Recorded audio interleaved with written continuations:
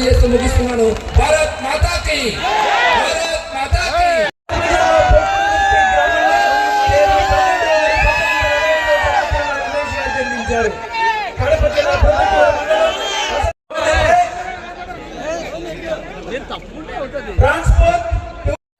రాష్ట్ర హోంశాఖ మంత్రి వర్యులు శ్రీమతి వంగల్పూడి అనిత గారు ఈ కార్యక్రమాన్ని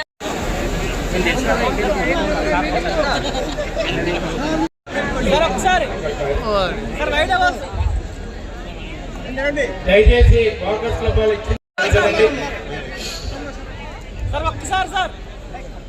ఓకే అండి. ఓకే, నెక్స్ట్ ఫోటో అయిపోయినట్టు నెక్స్ట్ సైడ్ రావాల్సిందిగా కోరుతున్నాం. అందరూ ఇప్పుడు అయ్యన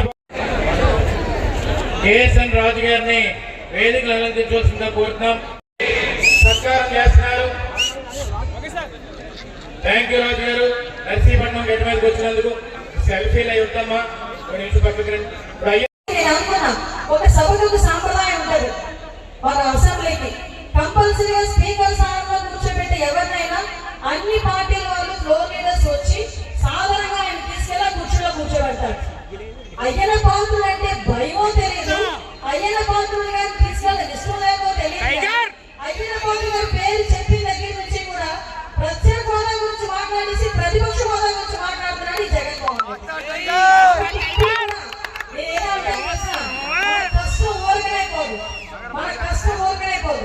అసెంబ్లీలో చంద్రబాబు నాయుడు గారు ఎలా అవమానించాడంటే, ఒక ఇద్దరు అటు నుంచి వచ్చారంటే నీ ప్రతిపక్ష హోదా కూడా పోద్ది, ప్రతిపక్ష హోదా రాకుండా ఉంటావు చూసుకోని ఆ రోజు మాట్లాడాడు. కానీ ఈ రోజు నీకు ప్రతిపక్ష హోదా కావాలంటే అయ్యన పాత్ర గారికి భిక్ష అడిగితేనే కానీ దీన్నే అంటారు దేవుడి స్క్రిప్ట్ అని.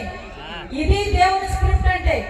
కాబట్టి దయచేసి నేను ఏం చెప్పానంటే, ఇలాంటి నాయకులు మనం ఎప్పుడు కూడా అవమానపరచకూడదు, వీళ్ళని రెచ్చగొట్టుకోకూడదు. పరిస్థితులు ఇలాగే ఉంటాయి. మీరందరూ కూడా అదృష్టవంతులు. సుమారుగా కొన్ని 40 సంవత్సరాలుగా అయ్యన పాత్రుడు నాయకత్వంలో నాకు తెలిసి నర్సీపట్నం నియోజకవర్గంలో ప్రతి కుటుంబం కూడా అయ్యన పాత్ర గారు చల్లవారు నేను ఇది చేసుకున్నానని చెప్పుకునే ధైర్యంగా గుండె మీద చేసుకునే పరిస్థితి ఉండాలి తప్పించి ఎవరు కూడా ఇది లేదు అనుకునే పరిస్థితి అయితే ఉండకూడదని మనస్ఫూర్తిగా కోరుకుంటూ విజయ్ గారికి అదేవిధంగా రాజేష్ కూడా ప్రత్యేకంగా ధన్యవాదాలు తెలియజేసుకుంటూ అమ్మ పద్మావతమ్మకి కూడా ప్రత్యేకంగా ధన్యవాదాలు తెలియజేసుకుని సెలవు తీసుకుంటున్నాం. జై హింద్, జై తెలుగుదేశం, జై జనసేన, జై బీజేపీ. అనకాపల్లి పార్లమెంట్ నియోజకవర్గంలో ఎప్పుడైతే మా పేరు అనౌన్స్ చేసినప్పుడు నేను మొట్టమొదటిగా ఫోన్ చేసి ఆశీస్సులు తీసుకున్న వ్యక్తి అయ్యన్న పాత్రుడు గారు. ఎందుకంటే ఆయన ఫోన్ చేసి భారతీయ జనతా పార్టీ అనౌన్స్ చేసిందంటే ఏం పర్వాలేదు, నువ్వు రా ఇక్కడికి, ఏదైతే విజయ్ క్యాండిడేట్ గా ఉంటాడో నువ్వు క్యాండిడేట్ కూడా నేను అదే మాదిరి సపోర్ట్ చేసిన అని చెప్పి ఆ రోజు నాకు ధైర్యం ఇచ్చిన అయ్యన్న పాత్రుడు గారికి ప్రత్యేక ధన్యవాదాలు. ఆయనకి నా పాదాభివందనాలు తెలియజేస్తున్నాను. మన గత ప్రభుత్వంలో ఎందుకు సాఫ్ట్గా మాట్లాడుతానంటే నేను కుర్చీలో కూర్చున్నాను. చంద్రబాబు గారు నాకు నోటి బ్లాస్ట్ చేశారు. మామూలు ఇంత ముందుగా మాట్లాడడానికి నాకు అవకాశం లేదు.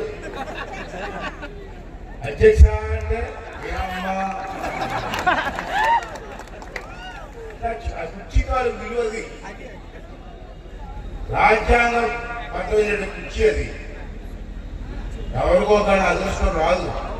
ఈ రాష్ట్రంలో 10 మంది చంద్రబాబు భారతి తగిన సత్యనారాయణ గారు ఇటువంటి పెద్దలు ఎంతమంది ఆ కుర్చీలో కూర్చొని రూలింగ్ ఇచ్చారు.